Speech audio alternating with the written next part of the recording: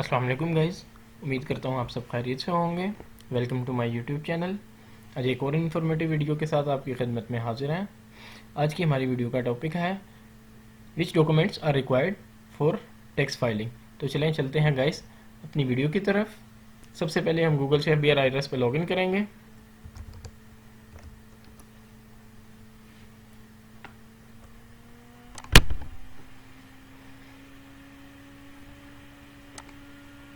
यहाँ user name में अपना CNA सही और नीचे अपना पासवर्ड एंटर करेंगे। उसके बाद लॉगिन करेंगे तो हमारे पास कुछ इस तरह से हमारा डैशबोर्ड शो होता है। File your income tax return वाले टैब पे आप आएंगे तो यहाँ आप देख रहे हैं कि रिक्वायर्ड डॉक्यूमेंट्स मेंशन्ड है। आप इस पर क्लिक करेंगे तो हमारे पास इस तरह से एक स्क्रीन पॉपअप हो जाएगी।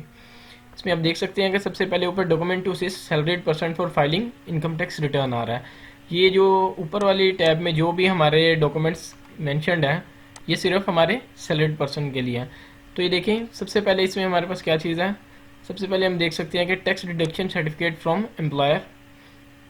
जो एम्प्लॉयर जिसके पास हम काम कर रहे हैं, जिसने हमें सैलरी पे हायर किया हुआ है, उससे हम अपना ईयरली टैक्स सर्टिफिकेट जो कि 1 जुलाई से लेके और 30 जून तक पूरा हमारा फाइनेंशियल कैलेंडर ईयर का, वो हम अपने एम्प्लॉयर से ले लेंगे। बेसिकली उस टैक्स सर्टिफिकेट से हम अपना टैक्सेबल इनकम और जो हमारा टैक्स डिडक्ट हुआ है अगेंस्ट हमारी डेट इनकम, वो अपने इनकम टैक्स फाइल रिटर्न के लिए अमाउंट एक्सट्रैक्ट करेंगे और उसके बाद जब हम अपनी फाइलिंग करेंगे तो हम उसको वहाँ पे कंसर्न हेड में प्लेस कर देंगे। उसके बाद जो सेकंड चीज़ है वो है हमारा बैंक अकाउंट स्टेटमेंट। वो भी हमें 31 जुलाई से लेके 30 जून तक चाहिए होती है पूरे फाइनेंशियल ईयर की। इसमें जो भी हमारा बैंक होगा हम उससे जाके हार्ड फॉर्म में भी, या अगर आपके पास मोबाइल बैंकिंग एप्लीकेशन है तो आप उससे भी अपना प्रिंट ले सकते हैं। जो भी आपका कंसर्न टैक्स पीरियड है, आपका किसी किस्म का भी अगर कोई टैक्स डिडक्ट हुआ है, अपनी जो भी आपके बैंक की स्टेटमेंट है उसमें से एक्सट्रैक्ट करेंगे। लाइक अगर आपके सेविंग अकाउंट है या कोई टर्म डिपॉजिट है तो उस पर आपको डिपॉजिट पे जो भी टैक्स वगैरह आपने पे किया है वो आप यहाँ पे एक्यूमुलेट करके अपनी टैक्स रिटर्न में शो कर सकते हैं। इसके अलावा इंटरनेशनल ट्रांजैक्शंस पे भी टैक्स जो चार्ज होता है वो भी हम अपनी इनकम टैक्स फाइल रिटर्न में शो कर सकते हैं। उसके बाद थर्ड और मेन इंपॉर्टेंट चीज़ है list of personal asset along with their value of purchase. इसमें ये चीज़ इंपॉर्टेंट है कि जो भी हमारे एसेट हम शो करने जा रहे हैं उनकी जो भी हमारी परचेज वैल्यू है या एक्विजिशन वैल्यू जिसे हम कहते हैं, उसके साथ हम उसको शो करें। लाइक अगर आपके पास कोई गोल्ड या ऑर्नामेंट वगैरह हैं तो आपकी जो उसकी रसीद वैल्यू होगी, और इसी तरह अगर आपकी गाड़ी है या आपकी कोई भी बिल्डिंग या मशीनरी या कोई भी किसी किस्म का भी आपकी प्रॉपर्टी है, वो आप उसकी जो भी सेल डीड वगैरह होगी उसको शो करेंगे। और अदरवाइज़ जो भी आपका कॉन्ट्रैक्ट है, आपकी कॉन्ट्रेक्चुअल अमाउंट आपको चाहिए होगी अपनी इनकम टैक्स फाइल रिटर्न में शो करने के लिए एसेट्स के टैब में। उसके बाद bank loan and other liability if any. अगर आपने किसी बैंक से कोई लोन लिया हुआ है या पर्सनल कोई बोरोइंग है तो वो भी आप अपने इनकम टैक्स रिटर्न में लाइबिलिटी वाले हेड में शो कर सकते हैं। अदर लाइबिलिटी में लाइक आपके क्रेडिट कार्ड या पर्सनल लोन्स वगैरह, ये सारी चीज़ें आ जाती हैं। उसके बाद यूटिलिटी बिल्स भी इनकम टैक्स रिटर्न के लिए काफ़ी इंपॉर्टेंट है, क्योंकि इससे आप अपना एक्सपेंस जो भी आपने अपनी टैक्सेबल जनरेटेड इनकम से किया है वो आप वहाँ पे शो करेंगे। तो गाइज सैलरी पर्सन के लिए ये 5 चीज़ें थी जो कि बहुत ज़रूरी है इनकम टैक्स रिटर्न फाइल करने के लिए। इसके बाद हम नीचे देखते हैं कि बिजनेस एंड इंडिविजुअल के लिए क्या ज़रूरी है।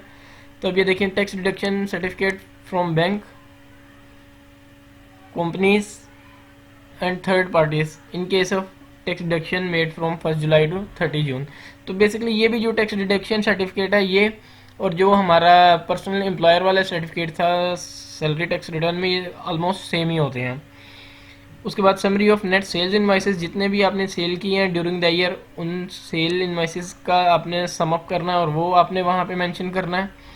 तीसरा summary of expenses in business में जो एक्सपेंस किए हैं उसको जब आप बिजनेस के हेड में जाके अपने लाइबिलिटीज़ और एसेट और इनकम के जो एक्सपेंडिचर्स हैं उनको शो करेंगे तो वहाँ पे आप अपने एक्सपेंसेस को शो करेंगे।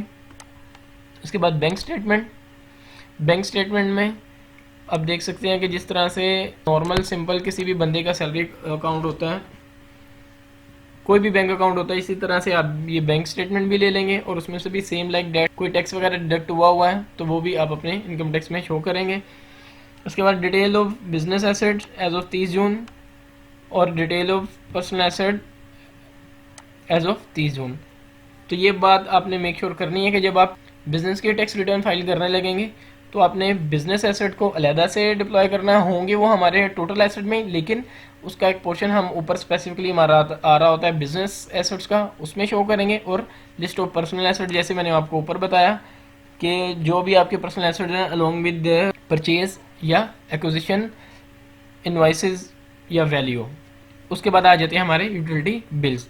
तो गाइज ये सारी चीज़ें हैं जो कि एक बिज़नेस पर्सन के लिए जो कि बिज़नेस रन कर रहा है और अपनी इनकम टैक्स रिटर्न फाइल करना चाहता है, तो ये सारी चीज़ें वो पहले अरेंज करेगा ताकि अपनी इनकम टैक्स फाइल रिटर्न करते हुए उसको किसी किस्म की परेशानी का सामना ना करना पड़े। तो गाइज़ ये थी आज की वीडियो। उम्मीद करता हूँ आज की वीडियो आपके लिए काफ़ी इन्फॉर्मेटिव रही होगी। मिलते हैं नेक्स्ट टाइम इंशाल्लाह एक मज़ीद नई वीडियो के साथ। तब तक के लिए अपना ख्याल रखिए। अल्लाह हाफिज़।